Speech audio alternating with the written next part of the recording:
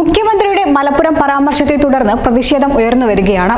123 കോടി രൂപ വില വരുന്ന ഹവാല പണവും 150 കിലോ സ്വർണവും കേരള പോലീസ് കഴിഞ്ഞ 5 വർഷത്തിനിടെ മലപ്പുറത്ത് നിന്ന് പിടിച്ചിട്ടുണ്ടെന്നും സംസ്ഥാന വിരുദ്ധ രാജ്യവിരുദ്ധ പ്രവർത്തനങ്ങൾക്കാണ് ഈ പണം കേരളത്തിലേക്ക് എത്തുന്നത് എന്നാണ് മുഖ്യമന്ത്രി അഭിമുഖത്തിൽ പറഞ്ഞത്. ഇതോടെയാണ് പ്രതിഷേധം ആരംഭിക്കുന്നത്. അൻവർ എംഎൽഎയുടെ ആരോപണത്തെ തുടർന്ന് മുഖ്യമന്ത്രിക്കെതിരെ രൂക്ഷ വിമർശനങ്ങളാണ് ഉയർന്നു വന്നിരുന്നത്. ആവശ്യമായ നടപടികൾ മുഖ്യമന്ത്രി കൈക്കൊള്ളുന്നില്ല എന്നും ആരോപണ വിധേയരെ സംരക്ഷിക്കുന്ന നടപടികളാണ് തുടരുന്നത് എന്നെല്ലാമായിരുന്നു വിമർശനം.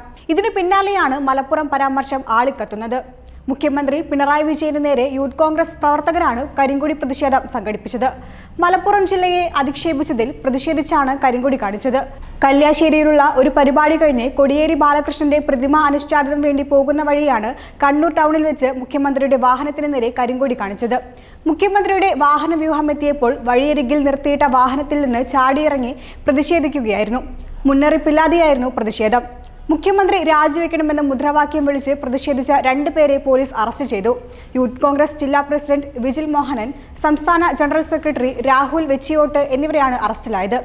കരിങ്കൊടി കാണിച്ച് പ്രതിഷേധം നടത്തിയവരെ ഉടൻ പൈലറ്റ് വാഹനത്തിലെ പോലീസ് ഉദ്യോഗസ്ഥർ ഇരുവരെയും കസ്റ്റഡിയിലെടുത്ത് മാറ്റുകയായിരുന്നു.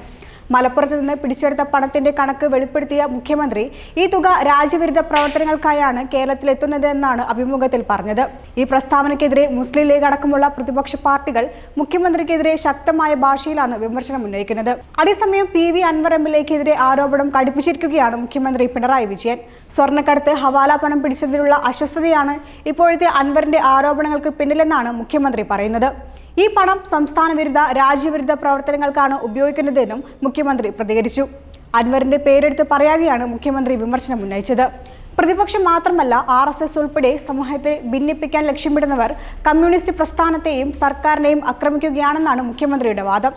ഈ ആരോപണങ്ങൾക്ക് പിന്നിൽ പോലീസിന്റെ സ്വർണ്ണക്കടത്ത്, ഹവാല വേട്ടയാണെന്ന് മുഖ്യമന്ത്രി പറഞ്ഞു. പ്രതിപക്ഷത്തിനെതിരെയും വിമർശനം ഉന്നയിക്കാൻ ഒട്ടും പുറകിലല്ല മുഖ്യമന്ത്രി. ന്യൂനപക്ഷ വോട്ട് ബാങ്കിൽ വിള്ളൽ വീഴുമോ എന്ന് പ്രതിപക്ഷം ഭയക്കുന്നുണ്ട്. RSSുമായി ബന്ധമുണ്ടെന്ന പ്രതിപക്ഷത്തിന്റെ ആരോപണത്തിന് പിന്നിൽ ഇതാണെന്ന് മുഖ്യമന്ത്രി കൂട്ടിച്ചേർത്തു. തിരഞ്ഞെടുപ്പിൽ BJPയുടെ വോട്ട് വിഹിതം വർദ്ധിച്ചതിൽ മുഖ്യമന്ത്രിക്ക് ആശങ്കയുണ്ട്. കോൺഗ്രസിനെതിരെയാണ് മുഖ്യമന്ത്രി ഇക്കാര്യത്തിൽ കുറ്റപ്പെടുത്തുന്നത്. ലോക്സഭാ തെരഞ്ഞെടുപ്പിൽ തൃശൂരിൽ LDFന് അടിപതറിയിട്ടില്ലെന്ന് മുഖ്യമന്ത്രി പറഞ്ഞു. 2019 അപേക്ഷിച്ച് 2024 കോൺഗ്രസിന്റെ വോട്ട് വിഹിതം കുറഞ്ഞു. അതേസമയം LDFന്റെ വോട്ട് വിഹിതത്തിൽ നേരിയ വർധനവുണ്ടായെന്നും മുഖ്യമന്ത്രി പറയുന്നു. എന്നാൽ മറ്റു മണ്ഡലങ്ങളിൽ LDFന്റെ അടിപതറിയത് മുഖ്യമന്ത്രി കണക്കിലെടുക്കുന്നില്ല. വരുന്ന ഇലക്ഷനിൽ വീണ്ടും മത്സരിക്കുമെന്ന കാര്യത്തിൽ മുഖ്യമന്ത്രി വ്യക്തമായ മറുപടി നൽകുന്നില്ല. മത്സരിക്കുന്നത് സംബന്ധിച്ച് പാർട്ടിയാണ് തീരുമാനമെടുക്കേണ്ടതെന്നാണ് മുഖ്യമന്ത്രിയുടെ മറുപടി. എന്തായാലും നടത്തിയ പരാമർശം വിവാദത്തിന്റെ വക്കിലാണ്. ഇനിയും പ്രതിഷേധങ്ങൾ ഉയരാനാണ് സാധ്യത നിലനിൽക്കുന്നത്.